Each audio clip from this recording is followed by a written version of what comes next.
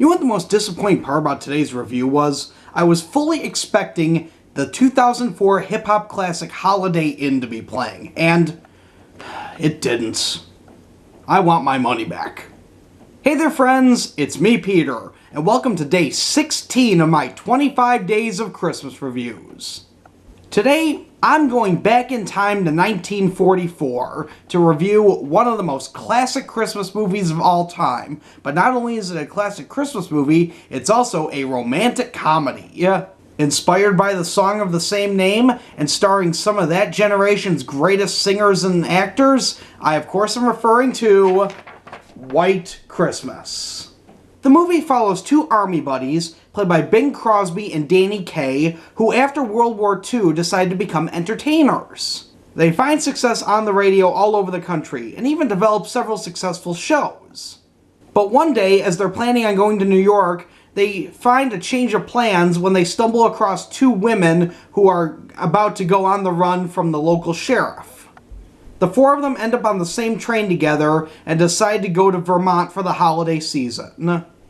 There, the two men discover that their former army general is now working as the hotel's owner. After this discovery, they decide to team up and make it the best holiday season the inn has ever seen. Now, truth be told, this was not the movie that I wanted to review. I actually wanted to review Holiday Inn, which is where the song White Christmas comes from. But try as I might, I couldn't find Holiday Inn anywhere, so I settled for White Christmas, which was both available at Family Video and on Netflix, which is where I watched it.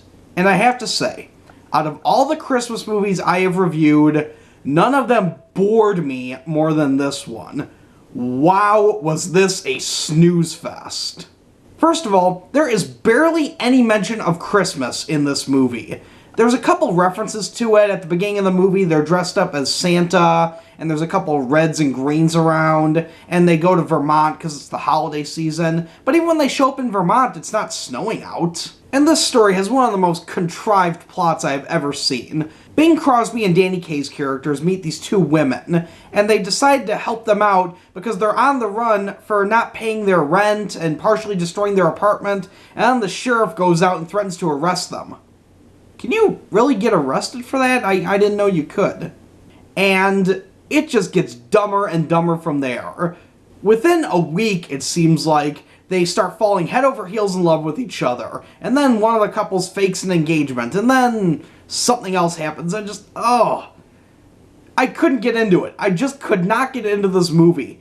In fact, I'll let you in on a little secret. I was watching this movie on Netflix, and quite honestly, I didn't pay attention to it half the time. Most of the time I was just on Facebook. I did learn some interesting trivia about this movie, though.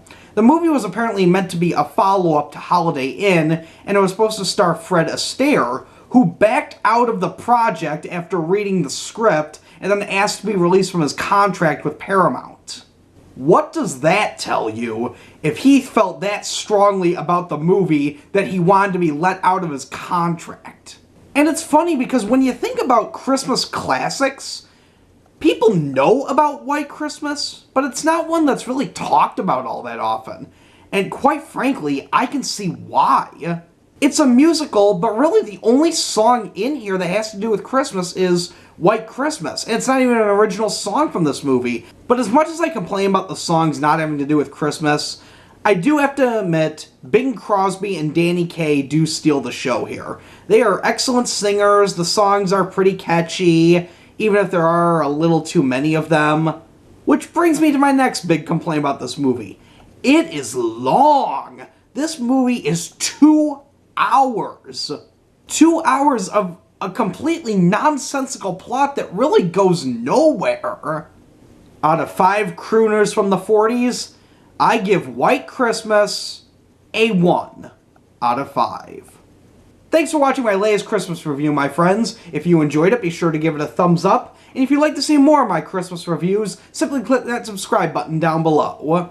Be sure to tune in tomorrow as I review a Christmas classic as told by Disney. Until then, this is Peter saying see you later.